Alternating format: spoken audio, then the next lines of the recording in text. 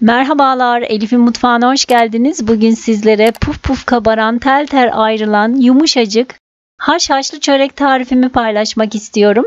Videomu beğendiyseniz beğen butonuna basmayı ve yeni tariflerimden haberdar olabilmek için kanalıma abone olup zile basarak bildirimleri açmayı unutmayınız. Yoğurma kabımın içerisine 2 su bardağı ılık sütü aldım. Üzerine 1 su bardağı sıvı yağ, 1 çay bardağı yoğurt, 2 adet yumurtanın akını ekledim. Sarısını ayırdım üzerine sürmek için. 3 tatlı kaşığı toz şeker, 1 paket instant maya. Önce çırpıcı ile güzelce karıştırıyorum. Daha sonra unumu azar azar ekleyerek yine karıştırmaya devam ediyorum. Yine bir miktar un ekliyorum ve üzerine yaklaşık 1 tatlı kaşığı kadar tuz ekliyorum. Tekrar karıştırıyorum. Artık hamurumu yoğurmaya başlayacağım. Unumu azar azar ekleyerek hamurumu güzelce yoğuruyorum. Toplamda 7,5 su bardağı un ekledim. Ama azar azar ilave ettim gördüğünüz gibi. Unun markasına göre kıvamında değişiklik olabilir. Unu kontrollü eklemeniz gerekli bu yüzden. Kulak memesinden daha yumuşak kıvamlı bir hamur olması gerekli. Bakın görüyorsunuz. Yumuşak kıvamlı bir hamur oldu. Hamurum hazır. Üzerini streç filmle kapatıyorum.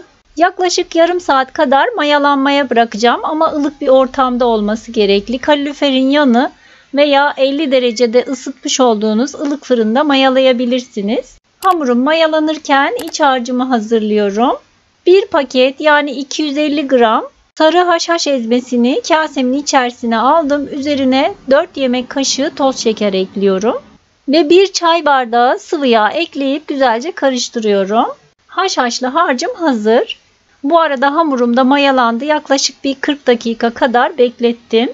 Ben ılık fırında mayaladım hamurumu. Şimdi şöyle bir havasını alıyorum elimle. Tezgahıma hafif un serperek tezgahın üzerine hamurumu aldım. Ve 6 parçaya bölüyorum. 6 eşit parçaya bölüyorum. Hamurlarımı yumaklıyorum. Tezgaha biraz un serptim. Tezgahın üzerine yerleştiriyorum. Hamurlarım hazır. Tezgahın üzerine yine az bir un serperek ilk yapmış olduğum hamuru alıyorum.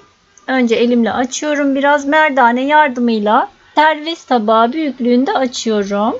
Tepsinin içerisine yine biraz un serptim. Açmış olduğum hamuru üzerine aldım.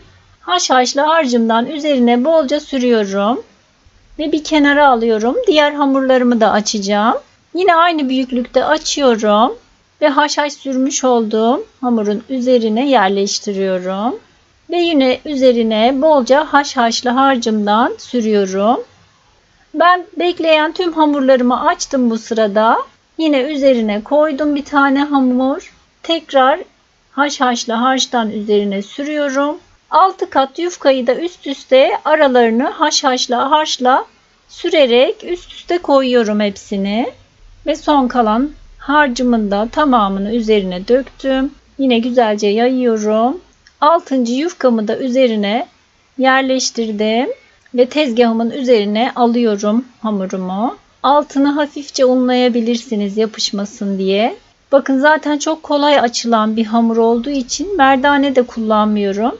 Ellerimle bastırarak çok kolay bir şekilde açıldı zaten.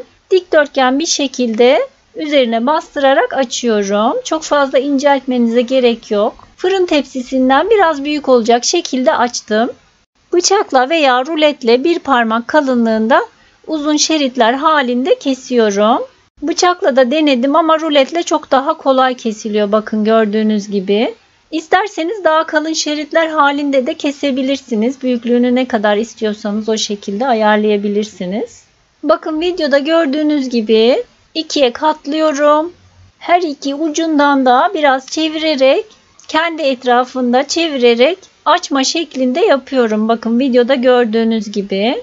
Tüm hamurlarımı da aynı şekilde hazırladım. Yağlı kağıt sermiş olduğum tepsime dizdim. Üzerine 2 adet yumurta sarısını ayırmıştım. Fırça yardımıyla üzerlerine sürüyorum. Çöreklerim hazır. Şimdi tepsi mayası alması için bekleteceğim. Bu çok önemli. Bekletmeniz gerekli.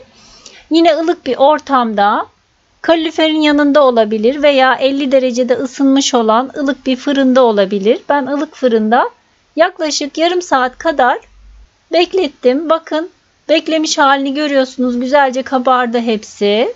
180 derecelik ısınmış alt üst ayar fırında üzeri kızarana dek yaklaşık yarım saat kadar pişmeye bırakıyorum. Çöreklerim fırından çıktı. Nar gibi kızardı.